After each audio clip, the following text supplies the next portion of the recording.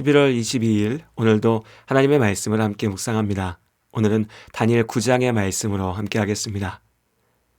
바벨론의 마지막 왕 벨사살의 시대가 지나고 다니엘 9장은 메대의 다리오 왕 원년에 있었던 일을 전하고 있습니다. 다니엘서를 읽다 보면 여러 나라들의 이름이 서로 교차하며 등장해서 다소 어렵게 느껴질 수도 있습니다.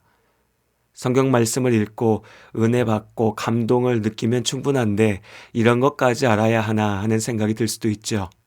하지만 성경은 상상 속에 등장하는 이야기가 아닙니다. 우리의 감성을 움직이기 위해서 예쁘고 멋진 글들을 모아놓은 것도 아니죠. 날 것 그대로의 삶 그 자체이며 사람과 사람이 모여 숨쉬고 살아가는 이 땅의 역사 가운데 하나님께서 이루어 가시는 구원의 일들입니다.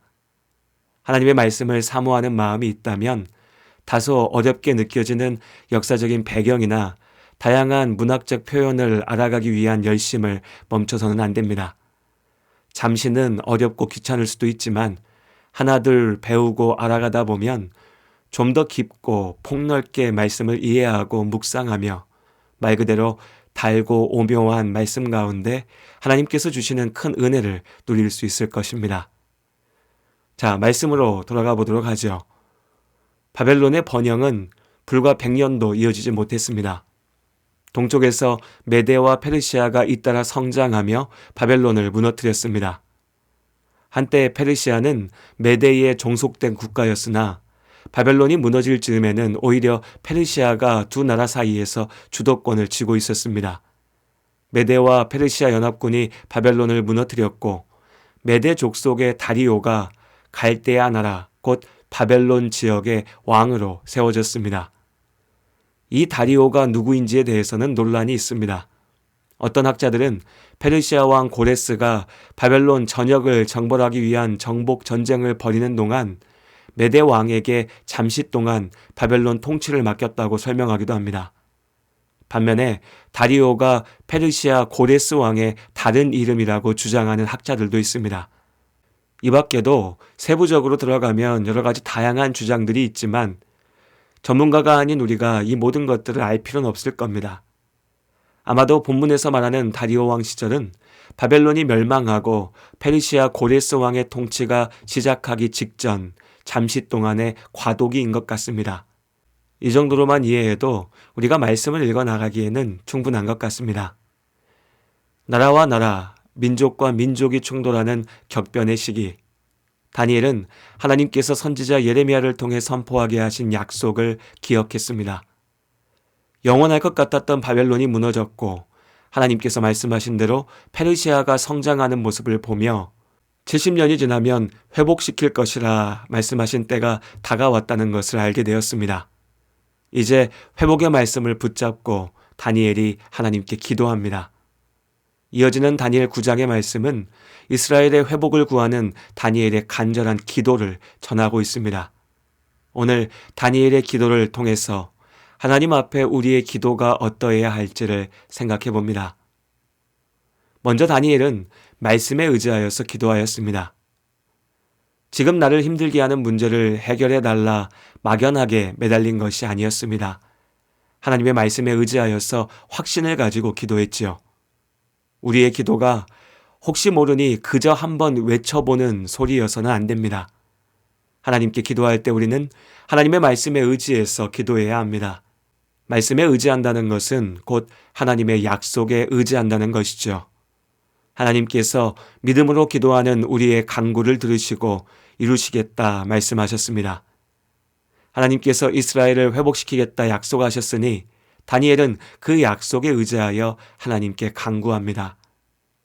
아직 이루어지지 않았으나 당신의 약속대로 이루실 하나님을 믿으며 그 약속을 붙잡고 기도할 때 신실하신 하나님께서 우리의 기도를 통하여 당신의 말씀대로 이루십니다.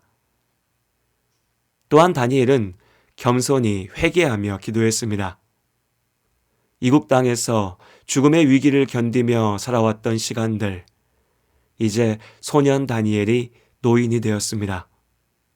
이제는 좀 살려달라 한맺혀 외칠 수도 있었을 것입니다. 왜 유다를 멸망시켰느냐며 하나님을 원망할 수도 있었겠죠. 그러나 다니엘은 지금의 아픔이 유다 사람들의 범죄로 인한 것임을 잊지 않았습니다. 그들이 하나님 앞에 순종하지 않았고 죄를 범하였기에 하나님께서 그들을 심판하셨습니다. 기도는 내 뜻대로 주장하며 내 마음대로 하나님을 움직이려 하는 것이 아닙니다. 하나님 앞에 겸손히 무릎 꿇고 하나님의 뜻에 나를 맞춰가는 것이 기도입니다. 그렇기에 다니엘은 회개하며 기도합니다. 여전히 죄로부터 돌아서지 못한 유다 백성들을 위해 중보하며 기도하였지요. 회복의 시작은 진실한 회개입니다. 마지막으로 다니엘은 하나님의 은혜에 의지하여 기도하였습니다. 때로 교만하게 기도하는 사람들을 보게 됩니다. 교만이라고 하는 말과 기도가 어울리진 않지만 분명 교만하게 기도하는 사람들이 있습니다. 그들은 당당함을 넘어서 마치 명령하듯이 기도합니다. 하나님께 맡겨놓은 것을 내놓으라는 식으로 외쳐대며 그것이 자신들의 영적인 능력의 증거라고 주장하죠. 언제부터 뻔뻔함과 무례함이 능력의 지표가 되었는지 모르겠습니다. 내가 영적인 힘이 있으니 신을 움직일 수 있다. 나는 충분한 공로를 쌓았으니 신도 내 뜻대로 움직여야 한다. 라는 사고방식은 전형적인 무속의 논리입니다. 하나님 앞에 드리는 기도가 아니라 무당의 기도인 것이죠. 죄인된 우리는 하나님께 어떤 것도 요구할 자격이 없습니다. 그러나 나를 먼저 사랑하신 하나님의 은혜에 의지하여 기도합니다.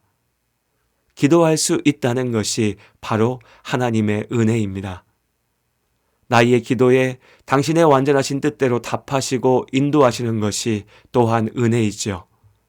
그렇기에 빌립보서의 말씀처럼 우리는 감사로 하나님께 아뢰입니다.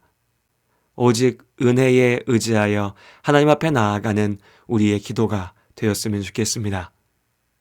오늘 다니엘의 기도를 보며 우리의 기도를 돌아봅니다. 기도에 대해서 많은 것을 배우고 안다 한들 정작 기도하지 않으면 모든 것이 헛됩니다. 말씀으로 함께하는 오늘 또한 우리가 하나님께 기도합니다. 깨어서 기도하는 우리의 기도 가운데 하나님께서 함께 하십니다. 너 예수께 조용히 나가 내 모든 짐 내려놓고 주 십자가 사랑을 믿어 죄사함을 너 받으라. 주 예수께 조용히 나가 내 마음을 쏟아놓으라. 늘은 미리 보시는 주님 그 은혜를 베푸시리.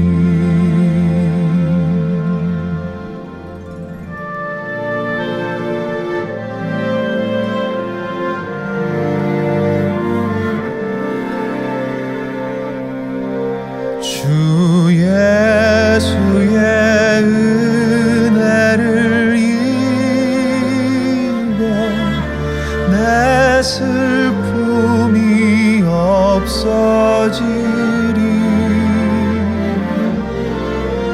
내 이웃을 늘 사랑하여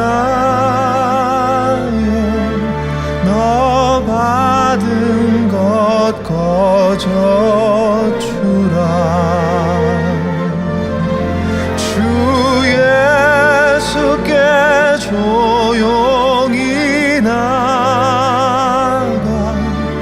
내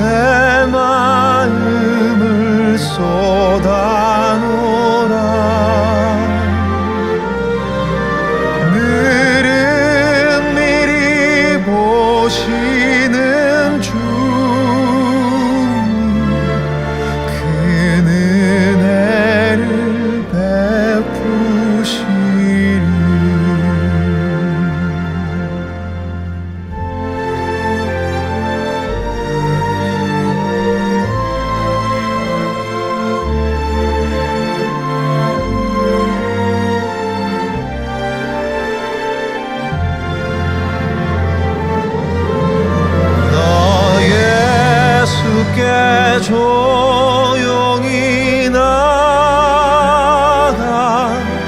내 모든 짐 내려놓고 주 십자가 사랑을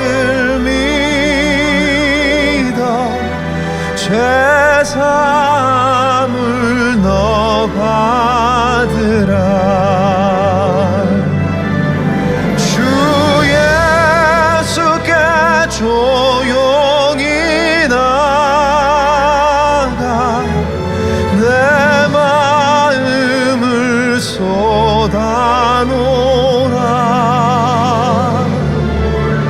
늘은 미리 보시